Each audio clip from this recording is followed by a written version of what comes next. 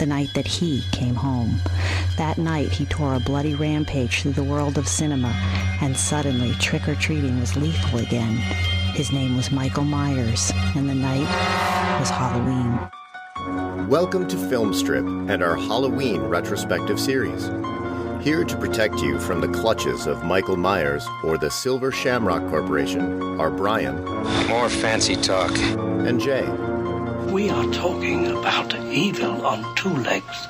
These podcasts will be spoiler-filled as we discuss the plots, characters, and themes of the Halloween films.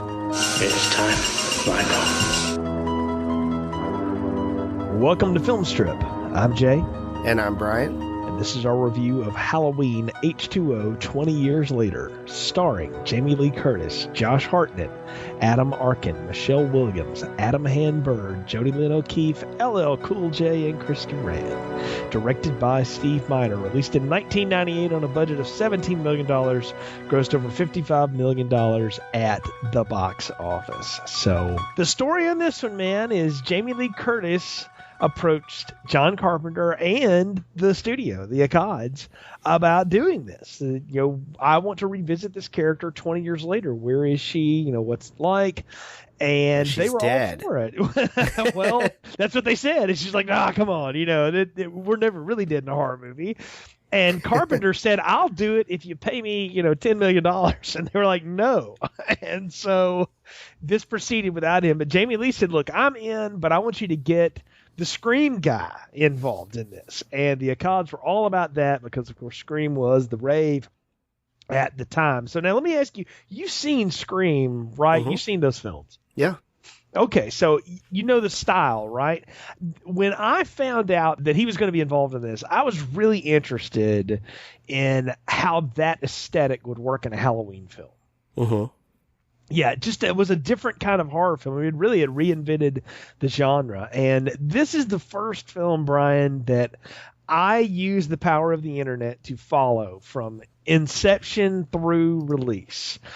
I was on message boards for the fan site, for the studio site. I was reading the spec scripts. I think I read a couple of early versions of the script that Kevin Williamson wrote that had like Michael Myers getting chopped up by a helicopter at the end of it, but it's all the same basic idea that Laurie Strode had faked her death and she was at this posh school and there would be this big showdown and all this stuff. And there was a lot of discussion amongst the fan base. How are they going to work in where she's been all along? How are they going to do this? And essentially they kind of throw out 4 through 6 for a soft reboot. Which I am very happy about, I will say. I have no problems with them throwing out 4 through 6. In fact, they could have kept 4, and they did keep elements of 4 in. Mm-hmm. But yeah, as far as everything that happens, it's almost like it never did happen, which, I'm okay with. Because let's just face it, 4 through 6, not the greatest films. No, they're not. I mean, I think it can be enjoyed in a certain way, but definitely not what the first film was, and not even what the second one was. And no. So good choice, I think, to do this.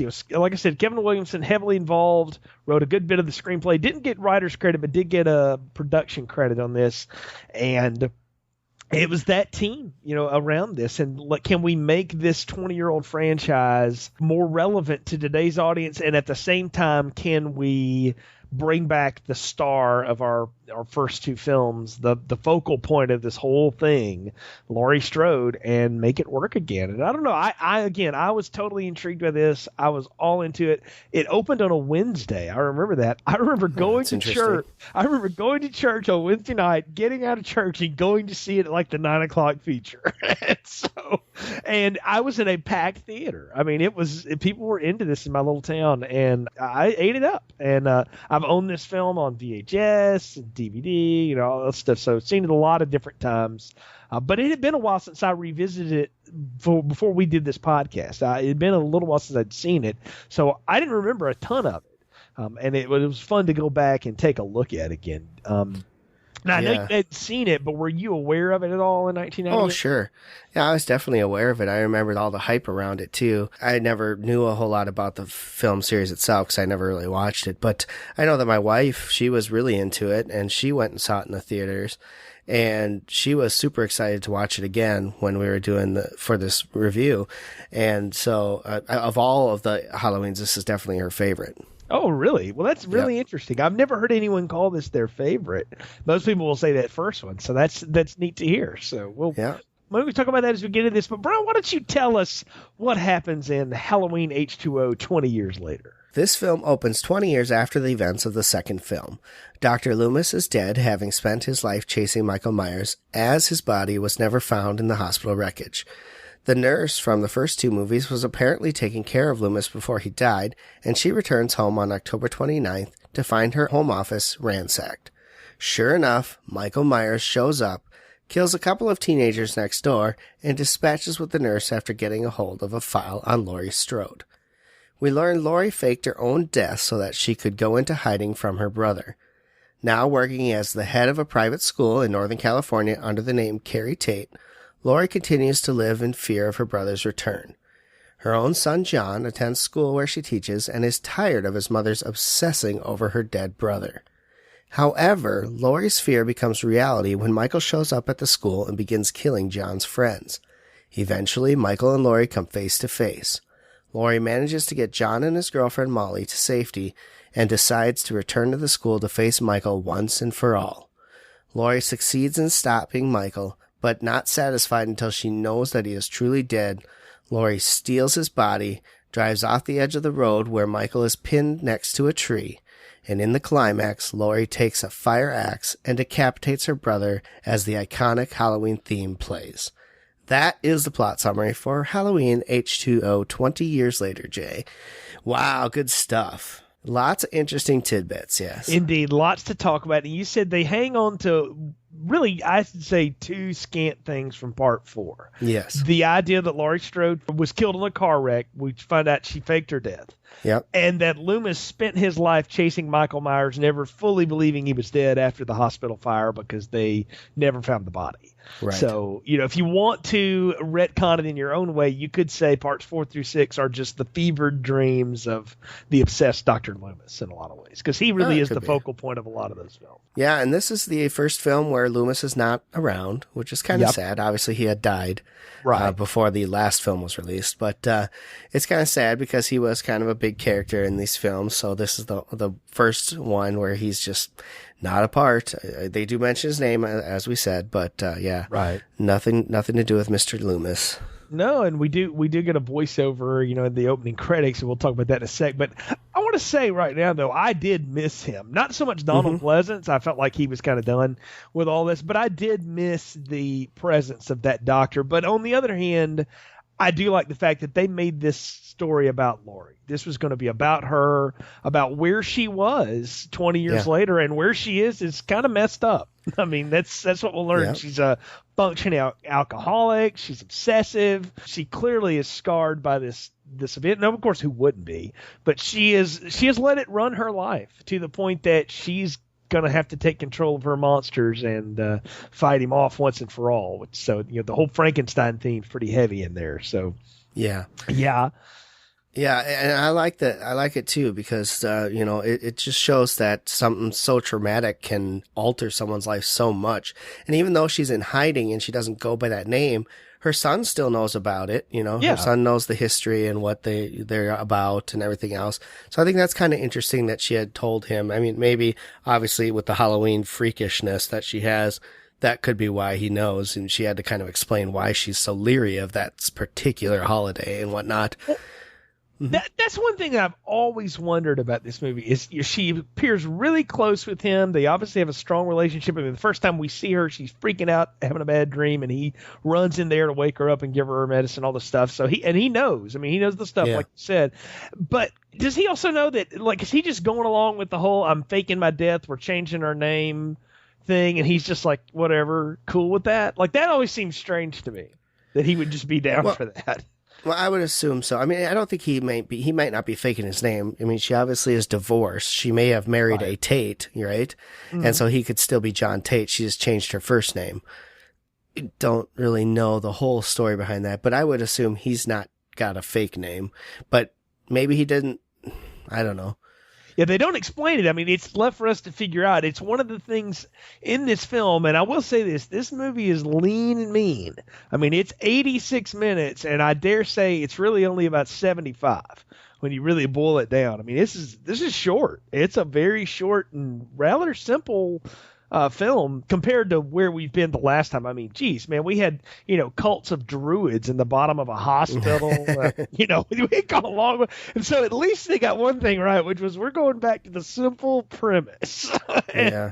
But I almost think in some ways, though, that is non-Scream like, because Scream was pretty elaborate and intricate if you think about it. And I don't know, I felt like there were parts of this film that probably were written at some point that just weren't made, and that's one of the things. So I want to ask, go ahead. I didn't really feel it was that short, to be honest with you. I thought it had a very good flow, and everything that happened made good sense to the plot, and that it actually was probably the perfect amount of time for this film, for what they were accomplishing. There was no added garbage that wasn't needed, right? Everything that happened served a purpose, and that was kind of nice. There was no filler. Yeah, it was very stripped down, non-superfluous, I would say. I agree with that statement. I think you're exactly right. And I think that's what the producers were ultimately going for, was if we're going to do this thing, we need to keep it moving fast. I do want to mention this, though, because I found this is an interesting piece of trivia. It was in the script, the final script, and then they just decided to not shoot it. Instead of her teaching that class where she's talking about Frankenstein and fate and facing your monsters and all that, that same girl was going to be given a book report about the Haddonfield murders, and was going to drop a whole history of Michael Myers, and 4 through 6 were going to be in continuity because they were going to talk about how Jamie Lloyd had finally been killed by Michael Myers and nobody had seen him in 4 or 5 years since then or whatever. And it was going to make her, sick and run out of the room and freak out. And then they decided, and I think wisely, it doesn't make any sense if she's this obsessed about everything her son does and not wanting to let him be his own person, why she would abandon her daughter somewhere in Haddonfield. Yeah. I agree. I mean, if not having the daughter there, I mean, that just made a good sense not to include that, because otherwise, why would she fake her death and leave her daughter abandoned? If she's going to fake her death, fake the daughter's death with her and take her with. Yeah, exactly. I mean, it just it wouldn't make sense to that. So I'm glad they kind of dropped the whole Jamie Lloyd character as far as from this, what I would call it canon, right? And just left that alone, because you would have been like, what a bitch to leave her daughter to die. I mean, right? Yeah, how horrible, right? Like, it makes Laurie less sympathetic. And let's just say it now, really the only thing that they're wanting to call back to is the first film. There's very little of the second film even in this, besides the fact that he's her brother and the opening bit where they talk about, they never found his body. But that could even itself be a reference to the first one. I think this film wants to be in league and in line with the tone, the pacing, everything of that first one, way more than the second one. Yeah, I would say that's probably true, because they don't really talk much at all about anything that happens in film 2, other than, like you mentioned on the voiceover, the hospital piece. Mm-hmm. That's really all we kind of get from that film, and that's okay, because the franchise is that first film. The second film is just kind of there to tell what happens later on, I guess, or whatever. But I don't mind that either, and I think it flows better that way, to just kind of talk about the events of that. I think what would have been kind of cool, though, is if they did have that kind of thing on Haddonfield and just talk about that one night. Mm-hmm. I mean, that would have been pretty. That would have been pretty interesting. Yeah, like if somebody had done that book report, and then all of a sudden she's like, "Oh crap!" and that's what brings her memories back. Yeah, I'm with you. That would have been cool. Yeah, I think that would have been a good idea. That'd have been cool. Well, let's talk about how this film opens, though, before we get to the school in California and stuff. The nurse, still living, hanging around, after all these years, they get her to come back, Nancy Loomis to play that part again. And what did you make of the whole bit that the house had been ransacked and all that stuff, that Michael had finally caught up to her and presumably Loomis to get what he was looking for all this time, which was, where's his sister? Yeah, I thought it was kind of cool. Now, is she living in Haddonfield? No, that's a different town. Like they give it a name. I think Langdon, Illinois, something like that. It's supposed to be a different town. So he's trekking across country, yeah, to find this information out, and everyone else believes that she's dead, and they obviously believe that he's dead as well. But yeah, I don't know. I thought it was kind of odd, but it makes sense. I mean, he's got to be able to find her somehow, right? There's got to be a paper trail of something. If she actually fakes her death, there's someone who knows about it. And the logical choice is that Dr. Loomis knows about it. Right. And that is the simplest answer of all the ones that they ultimately proposed. Like at one time, like it was going to be an investigative reporter was doing this big story and dragged all this stuff up. And, he found Michael Myers like working at a nun's convent or something. And like he was working in the yard and they didn't know who he was. And he overheard all this stuff. And like again, way too elaborate. And then when, Williamson really had any influence, it's like, no. The simplest thing is you don't say anything. You just say, we never found his body. We'll drop that line in there. And that'll be after the first act where he just shows up and does what he does, which is set up and stalk people. Yeah. And I loved, Joseph Gordon-Levitt, young. This was right in the 30 Rock days, or the Third Rock from the Sun days, I should say. And so good to see him. And we get a couple of quick kills. And I like the way he dispatches with the nurse as the cops are rolling up to see, what's going on at the house next door. He's taking her out. I thought that was good too. It was a little bit of a kind of a comic thing that they put in there, but the police are like, oh, nothing going on here, and then all of a sudden, oh, wait a second, yeah, wrong house. But no, I thought that was good too. I didn't mind it. I thought it was a nice little way to bring him back into the fold, and it makes sense to the storyline because she was involved in that first film as well. So. Right, and the second one, she was there. So at the end, it makes sense to me. Yeah, it's like he's doing a greatest hits tour or something, and it's going to take out everybody. I can't kill Loomis, so I'll steal the file, kill you, and these two kids for boot. And now I'm on the road, and I love how he's like pulling out in a muscle car, and the cops don't even hear it. Oh, I know, right? That is like he's got the thing in neutral and just cruising. Yeah.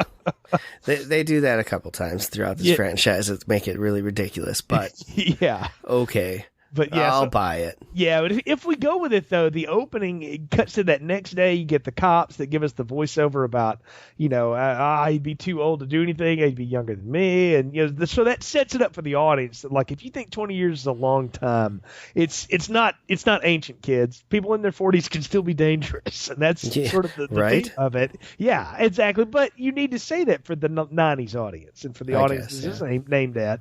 And then they do the voiceover bit and. I like the fact that they don't bother to explain where he's been for 20 years. Just that line in there about no body being found. Well, we don't need to explain it, I don't think, right? Well, when they've tried to explain it in this series, look at what's been played. So. He's been captured by a man in black, a gunslinger. Yeah, like there's that. There's he's hanging out in the basement. When they over-explain this thing, it's just it blows it up because it's not built to be over-explained. Carpenter was right about one thing, that beyond trying to make her and him related, which was sort of a late night. Hail Mary on his part. There wasn't anything left to tell after that first one. It was just the guy that stalked the babysitters and killed them. And, so the simpler we can make this, the better, and they're better for it. And I like the way the first act opens, and then we get to this nice little nightmare, nice little callback to the first film, with the music cues and the pictures and stuff, and the knife stuck in her desk, and then she wakes up and she's freaking out. Yeah. Welcome back, Laurie Strode. Yeah. I liked it. I think it's good. I like the way that they have this, that she's still haunted by all this. Who wouldn't be? Yeah. Right? When your family, your brother kills your sister, your parents are dead, he's trying to kill you. Who wouldn't be affected by that? And who wouldn't have nightmares after all that, right? Especially in the days leading up to Halloween. Yeah. Yeah, exactly. And I like that. It plays to it, I mean, for me, my worst days are at the end, right around Memorial Weekend when my brother died, right? I don't like those days. I can understand why she wouldn't like Halloween. It makes complete sense that the nightmares would come on heavily then. She would probably drink heavier then and all that stuff. So I thought they set it up really well to introduce her back, because she's exactly like you would imagine someone who's been through that trauma would be. Scarred, It makes complete sense. Functioning but scarred. You're Yes. right. The dutiful son who's there to wake her up out of it, get her pills, but is also close enough with her to go, Mom, we're done with that. We don't have to keep talking about that. She's functioning because the rest of the year she doesn't have to worry about it. It's that Halloween time where she fears he's coming back, right? Right. I guess you can use that as a trigger that maybe some of the events of 4 through 6 happened because Halloween is when he always strikes. And that would make sense why she would fear Halloween more than the anniversary date type thing. But, she could be a functioning alcoholic based on the fact that 360 days of the year she's not too worried, but those 5 days leading up to Halloween, she freaks out.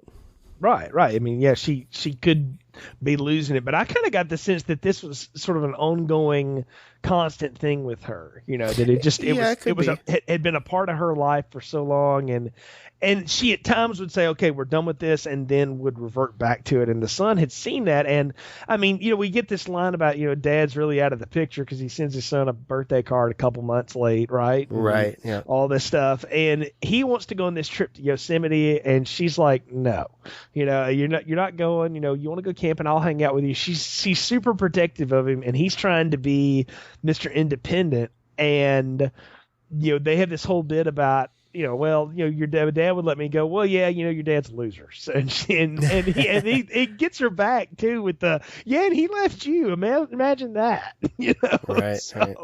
Which is kind of messed up, but I like the little back and forth between her and Josh Hartnett because scarily enough, they look like, he looks like he could come from her, which is sort of strange. Yeah. I just had never noticed that until... It's good casting, yeah. Yeah, I mean, at first I thought, I don't even know who this guy is when I saw his cast list, and then when I saw him in the movie, I was like, gosh, it looks like, it could have been her kid, which is sort of scary. Yeah. Now, I like the interactions between them as well, because it's typical. He's supposed to be, I believe, 17 in this film. Yep. And so it's typical of that age when you've got a mother who's been sheltering their kid all this time to number one, want their independence because they're close to being out of the house anyway. And number two, to get in arguments with mom, especially when mom drinks a lot, or we're led to believe she has an alcohol problem. So it's typical. And I like that they play that off each other because, this kid's lived 17 years of his life in the shadow of his mom's brother trying to kill her and failing and not returning for 17 years. So at 17, I'd be a little pissed off too. Let me do something. Let me go out with my friends. I do have to say, however, what kind of a place has a field trip on Halloween? And to Yosemite, I understand Yosemite's quite cold that time of year. It's not exactly the time to go, but it's an excuse. You got to have an excuse to get people off the plot or off the screen because you don't want it to be a populated town. The thing of the first one was it was a street with just a few houses and it felt enclosed. And you want that same kind of feel, just a few people for the pickoff. And I mean, the body count's identical in this movie to the first one. So they set it up that way purposely. So they needed some reason to get them out. But I'm fine with it. It's a private school. I'm like, it's probably like a private religious school. Maybe they don't celebrate the pagan holidays. I don't know. No, it could be. That's true. Yeah. I'm sort of retconning it a little bit there. But then All Souls Day is coming up. So yeah, exactly. So yeah, they could do that. So yeah, who knows? It's convenient, sure, but it actually gives a plot point here, which we meet the rest of John's friends. We got Molly, Sarah, Charlie, right out of WB Central Casting. I think some of them actually were on those shows, and so. But I like them. I'll say popular people. I think those kids represented kids of that age. I mean, I wasn't that far removed from high school at that point. I think I'd been at like 3 years at that point. And, I had friends like that. I mean, it was the way people talked, the way they acted, and more importantly, the way Kevin Williamson identified with 90s teens and the way he wrote them. You can feel that influence on them, if nothing else, in this film. I agree. I liked the casting. I thought they were all good, and I agree. You can definitely relate, especially if you're this is 1998, correct? Right. When this came out. So I would have been, around 19 years old. So I would have been right around their age, right? So all the things that happened, yeah, makes sense too. But I like the casting. I think at that time they had a lot of people. The only guy I didn't really care for, as far as the casting goes, is LL Cool J, and I think he did a fine job. Yeah, but really, well, but, anyway. Yeah, I question why we even need him there. I mean, I know he's there to open his character makes sense, right? His character makes sense from a couple angles because that's a private school, so you have to have someone there to make sure security is good. I mean, this is a highly secured school, obviously, with all the guards that they have. Oh, wait. No, never mind. But it's a secured school, so you got to have someone to open and close the door. And it's a perfect guy to have as a setup kill, which ironically I don't think he does get killed. No, you think he gets shot, but then at the end, the bullet just grazed me, and he lives inexplicably. Yeah. Apparently, LL told him he'd come back for the sequel. So that's... Oh, boy. Yeah. Yeah, they replaced him with someone cooler. You just called Busta Rhymes cooler than LL Cool J. You obviously didn't hear the sarcasm. Anyway, go ahead. No. Anyway, I thought the casting was done well. Was Josh Hartnett really that popular at this point in time? Because I know he got popular afterwards. No, this was his first film. Because he breakout for him. He went on to do Pearl Harbor, I think, was his big hit after this, and a couple other things, and then he got kind of really big. So it was kind of cool. The rest of them I don't really recall much. Were they really popular on the WB, you said? Jody Lynn O'Keefe has done a lot of TV. I don't know Adam, Bird. I don't know him that well. Michelle Williams, is a really I know. Yep, she's Heath Ledger. Yeah, okay, yeah. But among other things, but she's real respected actress and things. I don't know. Again, I don't remember if Adam Hanbird went on and did much else. I don't remember him, but I've seen Jody Lynn O'Keefe and other stuff too. But I always remember her as, she was the girlfriend in the film. Though oddly enough, my wife had a grand observation. She's like, "There's no way a girl that cute would be with a dude that dorky." I don't care if it was the Crunch 90s. You never know. This is a private school. There's probably not a lot of options. Well, and that is a good point. So maybe so. But at any rate, and mom is a teacher, so she might have better standing. No. I'm not talking about Molly and John. I'm talking about the dark-headed chick with the little dark-headed wormy guy. Oh, that's right. Well. So, yeah.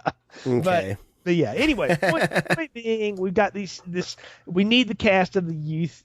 And we spent a lot of time on them, and I'm actually okay with most of it. I think, again, Josh Hartnett's pretty good, and I think I buy them as friends with each other and all the stuff when they sneak out to town to go get the liquor for the night that they're going to have and stuff. Uh-huh. And I don't know, I like it. But what I really enjoyed was that scene is being juxtaposed against Carrie and her love interest in this. Yeah.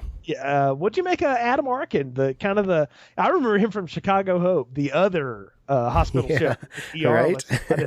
I think he's been on other stuff like that. I don't know. I kind of like the fact that he plays the role of the school counselor and stuff, but he's really her counselor because she slowly but surely opens up to him, and eventually she tells him the whole story. Right. I liked his character a lot, actually. I thought it was good to have her have a distraction as well. Right? Because that's really what love interest, yes, and distraction.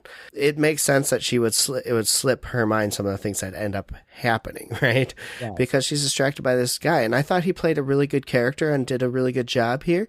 And I like their interaction, the fact that they're trying to hide it, but it looks like, the secretary knows and other people may know that they're in a relationship, right? Did you get that feeling? I got that feeling that she knew exactly what was going on. No, I did not. That is Jamie Lee Curtis's mother. The late Janet Leigh, also known as the lady from the shower scene in Psycho. So interesting. That's another Kevin Williamson touch to have all these referencing points back and forth in the film. So very cool. Yeah. So anyway, but I'm with you. I liked his character.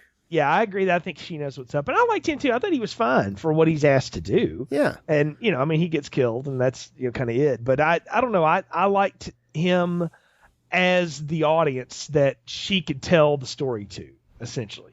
Let's hear her point of view of it. We've never heard that.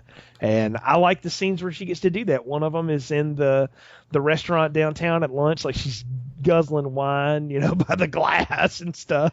And meanwhile, her son is trying to, score some wine so he can score with his girlfriend along the way. And I love how she catches them, sends the one kid back to the car, and then unloads on him. I mean, she loses her shit on him in the middle of that town. But it makes sense because she is completely paranoid. She's already told him that he can't leave. She's already pissed off at LL Cool J for letting him leave a couple times, in which he has explained to him that he can't get caught anymore because he might lose his job. Yet he still lets him go. His job, where let's just say it, he's talking on the phone to his wife, reading his cheesy Harlequin romance novels to her. That he's writing, his softcore romance novel.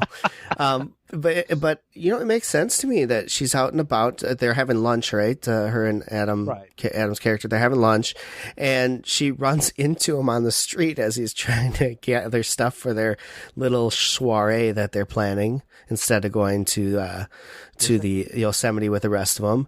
And it makes sense to me that she would lose lose it on him. It makes sense completely because she's already told him he's not allowed to leave. At this point, she hasn't allowed him to go to Yosemite yet. So he's just getting ready to stay back, which is what he's thinking he's going to have to do anyway.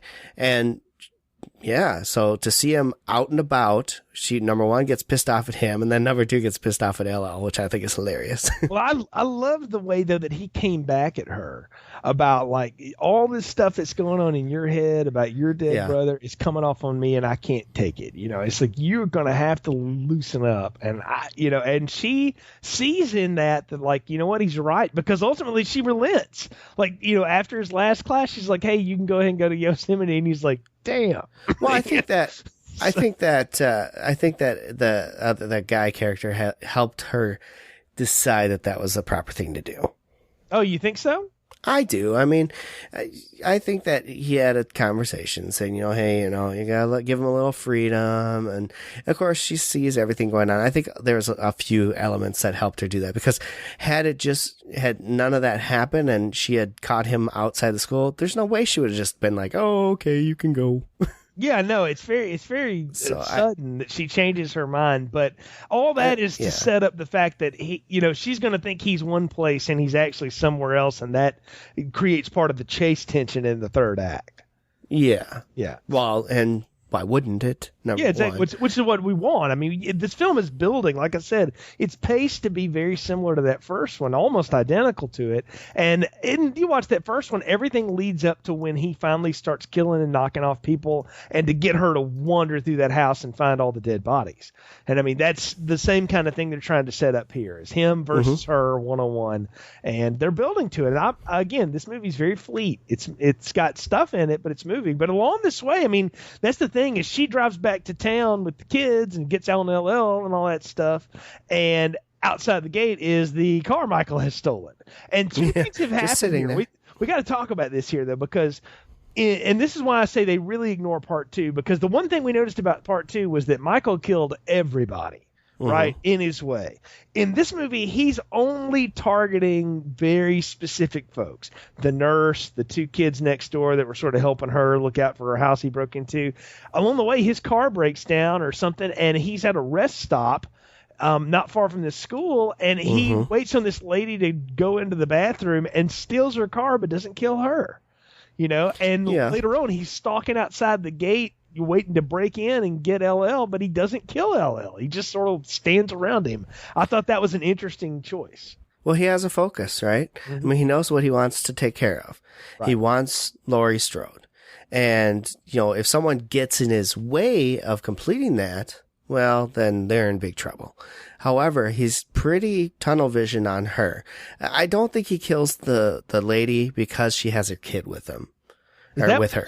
Okay, that's interesting. I think so, because I don't think he's ever been one other than after Jamie Lloyd. Well, again, we're ignoring that, remember? Yeah, so I don't think he's one to kill kids. So we'll just go with the fact that he lets her go because of the kid, which is very nice of him. Yes, but thank you, serial killer, for not murdering me while I have my child on the toilet. I mean, it's very generous. But as far as LL goes, LL was fine. He wasn't even looking for him, other than LL coming after him, and then that LL gets hurt. But he's tunnel vision to find Laurie Strode. He now knows she's alive. He now knows where she is. He's going after her. Right. And then as far as, what happens with the other kids, and he ends up killing the friends of her kid, I think that's really just casualties of war in the fact that, they're in the wrong place at the wrong time. Well, the way they get set up too, like they're left hanging around rafters and stuff, they're for her to be able to find. Again, it's that same thing. I'm going to leave this trail of bodies for you to find, and then you're going to know it's me, and then I'll kill you. Then it's the same thing, right? Like, yeah. And I think that maybe he goes after them too because John is the son of Laurie Strode, which means they're related, so he now has to kill him as well. He's got this thing about killing his family. Well, see, I don't think they're even playing with that again. I mean, I think all that again is stuff from parts 4 through 6, and really part 6 in particular. Yeah. I don't think they're going with that at all. I think it's more of the, I'm going to kill everybody close to you so that you are in complete and total pain and just wigging out so that I can take you out. Like, I'll weaken you and then I kill you. Because that's what happens. Like, he goes after, what happens is John comes up, he basically just throws away the excuses mom gives him. He hides. The two girls were staying anyway. Charlie doesn't turn in some kind of assignment, so he gets to stay. They have their little Halloween soiree, and Charlie and his girlfriend get off in the kitchen at different times. And we didn't even see Charlie get killed. He just, his girlfriend finds him. And this kill is brutal to me because this girl starts going up one of those little dumbwaiter elevator things, and then he cuts the rope and it smashes her leg, like hanging loose from, that was pretty grotesque, and then cuts her to ribbons. And I mean, just stabs her through the floor almost. It's a pretty brutal kill. Yeah, it was pretty nasty. Those two are John and his girlfriend, they get out, right? Right, John and Molly are left then, and because they go looking for those two, they find them, of course, here he comes, and then that puts them on the run. Yeah, and in the meanwhile, Laurie is in her apartment or whatever house with Will, the would-be boyfriend, and telling him about this story about this guy who kills his sister and gets out of a mental institution and goes after another one, blah, blah, blah. Have you ever heard the story? Oh, yeah, who hasn't? Michael Myers. Whatever happened to the girl, though? Didn't she die? Nope, she faked her death, and now she runs a posh school in California. And he looks at her like, oh, really? And she's like, so now you want a drink? Yeah, I think I'll have one. But she's telling the story to him and relates that to him. And I thought that was a big moment for her to finally open up and tell somebody. You got the sense that she hadn't told anybody that story in a long time. Yeah, I liked it. I thought it was really good. And like you said, he was a good character to be the one to tell the story on, and it made sense. And, she was feeling very comfortable with him, obviously, and, decided to come clean. And I think the part of it was the fact that she really likes this guy. Yeah. And if she's going to ever be in a relationship with this guy, he needs to know the truth. Right. Because you can't lie, that'll eat you up. And so I think that's a lot to do with it. I really, really enjoyed the chase scene with John and Molly and Michael Myers. Yes. I thought they did an awesome job. But the best part was when they got to Mom's door and knocked on the door, and she looks out and sees his face. Jamie Lee Curtis played that so well, that just sheer horror at seeing this face again. Exactly. Yep. I loved it. I thought she did a great job there, and that whole scene was just done very well. Well, that whole chase is great. Molly and John are getting chased, and they're like throwing rocks at Michael and hitting him in the face. And he stabs John in the leg, and so they're running. And we get this thing that Molly's got keys to like the different places because she works on campus or something like that. And they get in this fence behind where right before the door where him and Laurie live, and they shut the gate, but they drop the keys, and so he tries to slash him through the gate, can't get them, then stops and picks up the keys and starts fumbling through them one at a time trying to open that door. Right. And like I remember in the theater going, man, and like hearing the row behind me go, oh shit. Right. Like it was just that moment. It's like, oh shit, he can open the door. And Yeah. The horror guy always just busts through the door. Like that's, they don't ever bother with that, but he's got him pinned, right? And of course, Laurie and Will come to the rescue and get him in. And then, like you say, that showdown between the little porthole window was amazing. And the looks, and then of course he just ducks out of the way as Michael's wont to do. And I don't know, I liked it. But then that sets us into really the climax of the film that goes down for a good 20 minutes here. The way that she and him are going to go at each other, and it starts off with the fact that Will gets Laurie's gun and thinks he sees Michael coming around the corner and shoots, and he shoots LL. Yeah. So, and he's like, oh, what have I done? And then, of course, out of the shadows comes Michael, who does I guess a little callback to part 2 with the nurse when he hits him with that butcher knife and then picks him up. Yeah. That was a pretty grotesque and brutal kill. It was, and wasn't it right in front of it was right in as front well? of all three of them. Yeah, they're just sitting there watching that. Yeah. So, but she gets the kids away. She's able to, knock him down, get him out of the way. They finally get to the car. I love how she hits him with that axe. I was like, that was pretty awesome. He just drops it, It's pretty amazing. She finally gets them to the car, though, and I love how she, at the gate, has that moment of pause and decides, I'm going to go back and finish this. I'm not going to run away anymore. It's me and him. So she sends the kids away. She goes back hunting him down with that axe. And I love that moment of her standing in the street and just screaming his name as the music plays. Mm-hmm.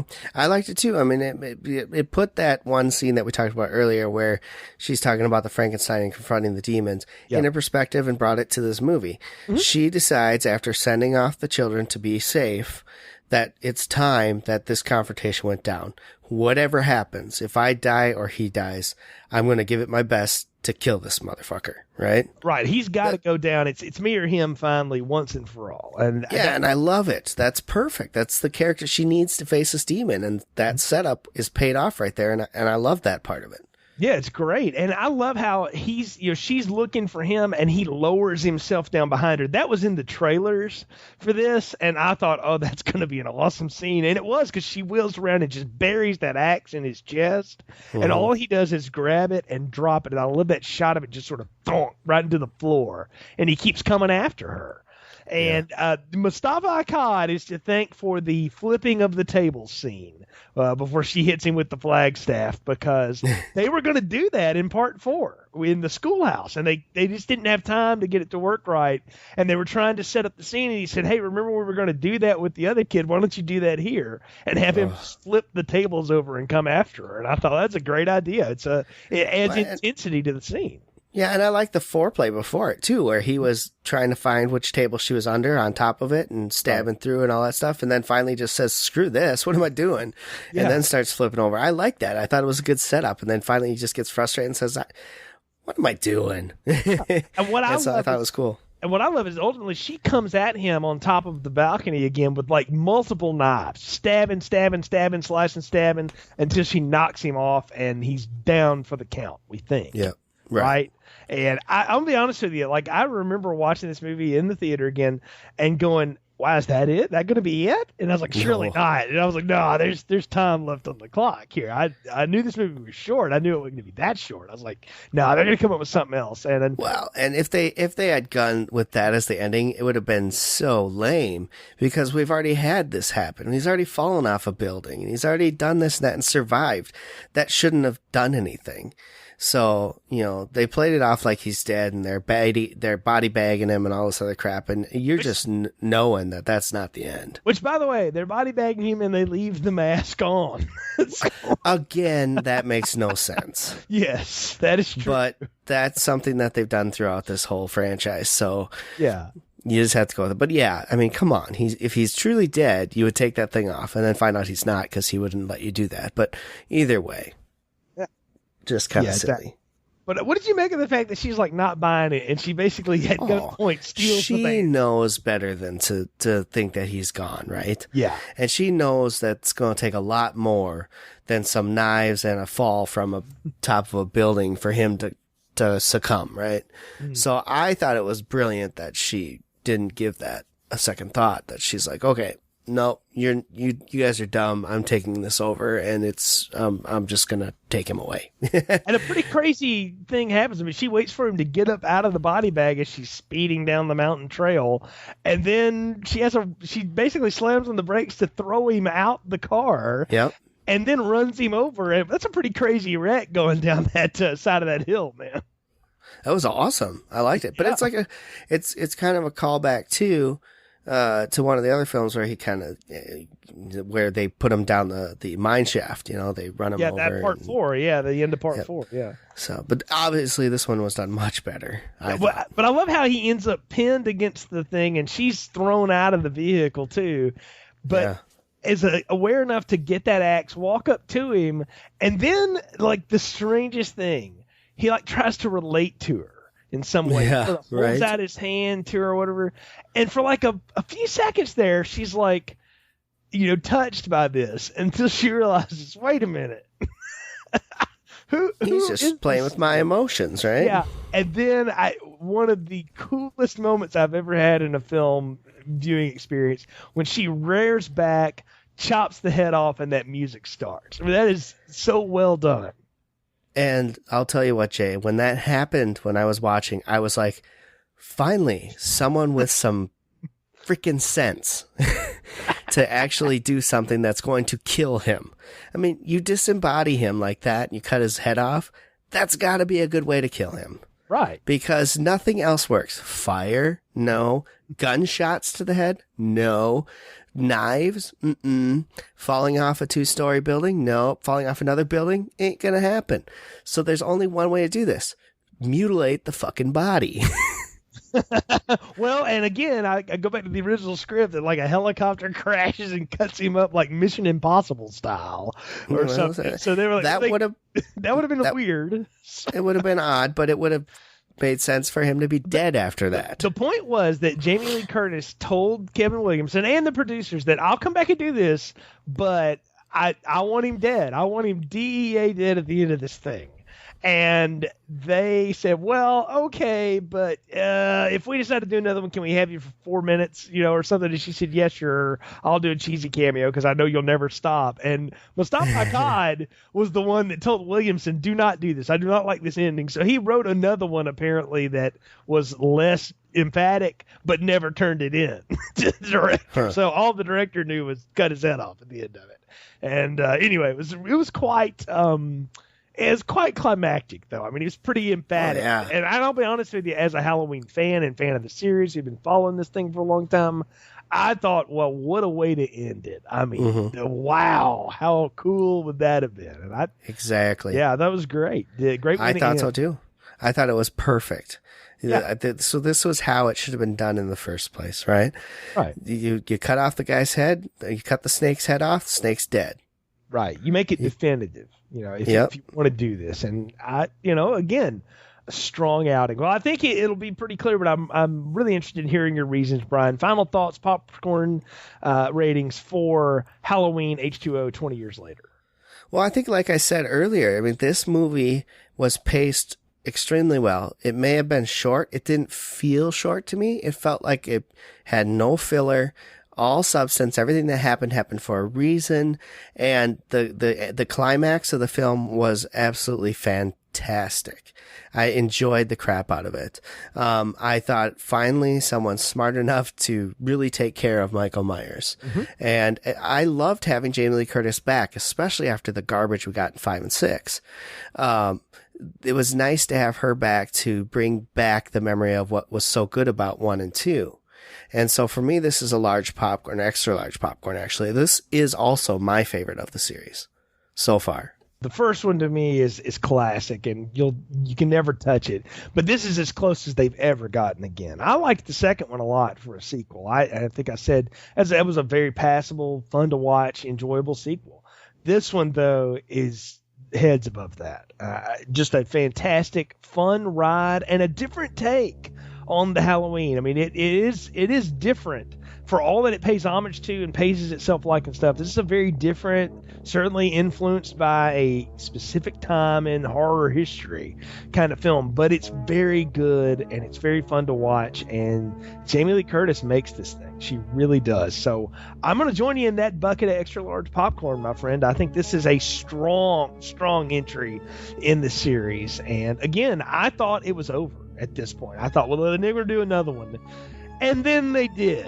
And we'll talk about that next time when we reconvene here. So thanks for joining us on this latest episode of Film Strip. You can find more episodes on our podcast website, continuousplaypodcast.com. Links to all of our podcast ventures there for you. Hook up with us on Facebook and Twitter. Leave us a review on iTunes. Let us know what you think of the show. We appreciate your support. Till next time, for Brian, I'm Jay. Thanks for listening to Film Strip.